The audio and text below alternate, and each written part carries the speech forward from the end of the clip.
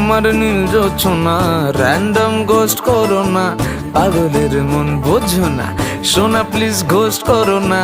কবিতায় ভরছি খাতা, চ্যাট জিপিটির সঙ্গ ছাড়াই পৃথিবীর সব প্রেমিকই কাজল চোখের মায়ায় হারায়। বান্ধবী অষ্টমীতে পৌঁছে যাব তোমার পাড়ায়,